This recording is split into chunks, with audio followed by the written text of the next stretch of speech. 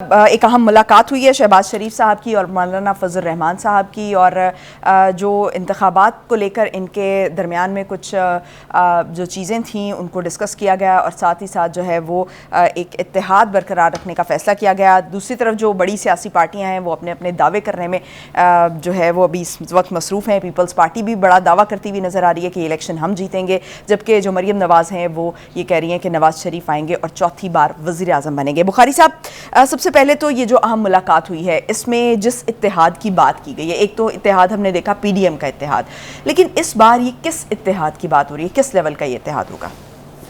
देखिए, पहली बात तो ये है कि एक तासुर कायम हुआ था और हमने अपने प्रोग्राम में भी इसका जिक्र किया था कि शायद जेयूआई की और नून लीग की जो लाइनें हैं वो एक दूसरे से राहें जुदा हो गई, राहें जो हैं वो जुदा हो गई हैं। लेकिन इस मुलाकात ने और इस मुलाकात के अंदर होने वाली गुफ्तगू ने ये तासुर ख़त्म कर दिया है, और मुझे तो यूँ लगता है कि मौलाना फजल रहमान ने सारा अपना वज़न जो है और अपनी पार्टी का जो वज़न है वो नून लीग की झोली में डाल दिया है। देखें ना वो क्या कह रहे हैं। नवाज शरीफ की वतन वापसी पाकिस्तान के लिए अच्छी खबर है, इज़ ए लीडर, वर्कर नहीं है। सच बेनकाब हो चुका कि नवाज शरीफ सियासी इंतकाम का निशाना बनाए गए, कैटेगोरिक स्टेटमेंट है। नवाज शरीफ और उनके ख़ानदान को नाहक सताया गया, ये तारीख़ का अफसोसनाक बाब रहेगा।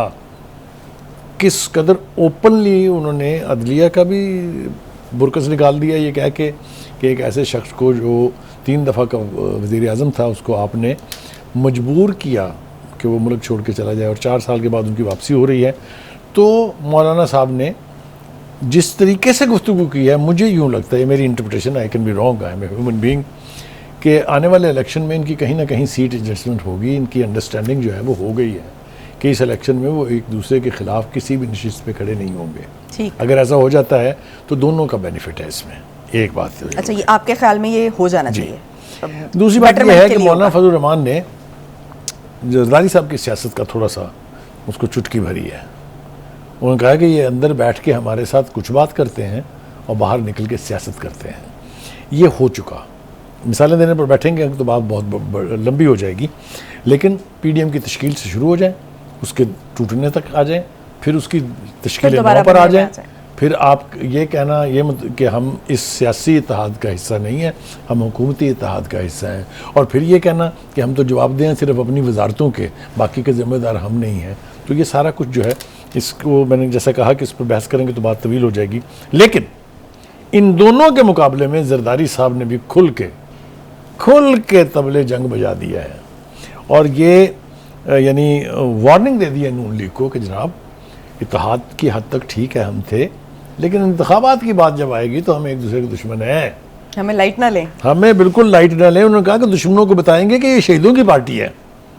तो ये मैं समझता हूँ कि एक बहुत बड़ी डेवलपमेंट है इस एतबार से कि इलेक्शन जीतने के लिए वो बहुत पहले से ये कह रहे हैं कि हम मुल्क में इलेक्शन जीतेंगे, बिलावल भुट्टो ज़रदारी वज़ीर आज़म बनेंगे, और मुल्क में हुकूमत जो है सिंध और मरकज़ में पीपल्स पार्टी की होगी। ये कोई ढकी छुपी बात नहीं है। और 2023 में ये कहा जा रहा था, एक आम तासुर ये था अवाम के दरमियान कि 2023 में बिलावल भुट्टो जो हैं उनको वज़ीर आज़म बनाया जाएगा।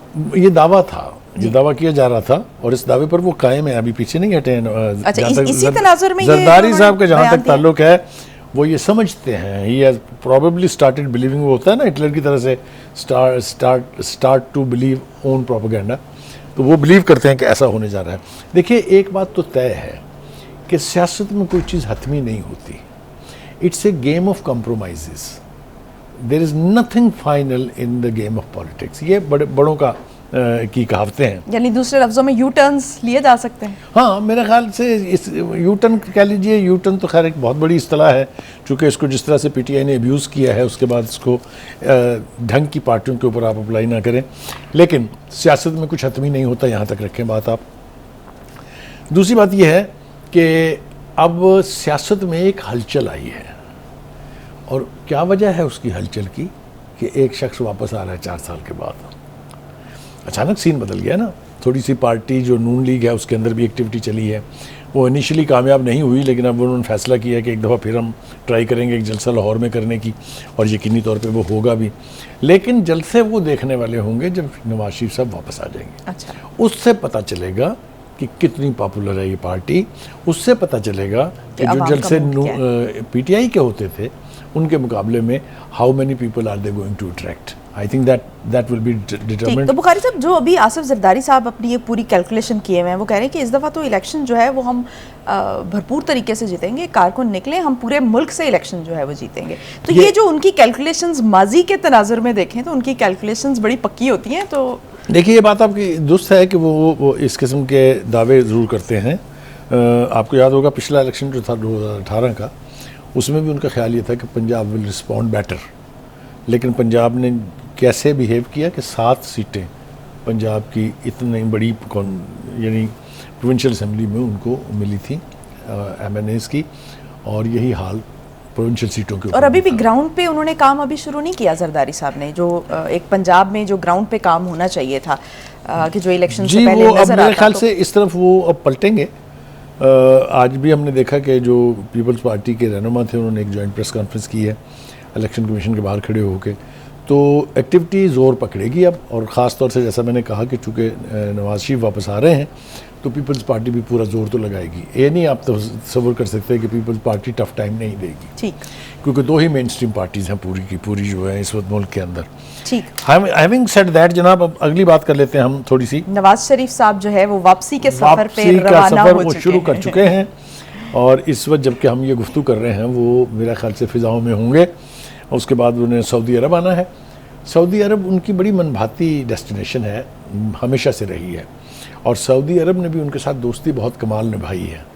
इसलिए कि पिछली दफ़ा जब वो वहाँ आए थे, मुल्क में उनको कहा जाता है कि वो मफरूर हैं, वो सज़ा याफ्ता हैं, और सऊदी अरब को देखिए कि उनकी जो मोनार्की है वो उनको यानी स्टेट गेस्ट का दर्जा देती है, और VVIP प्रोटोकॉल उनको मिलता है। ये हमने तब भी देखा और ये हम अब भी देखेंगे।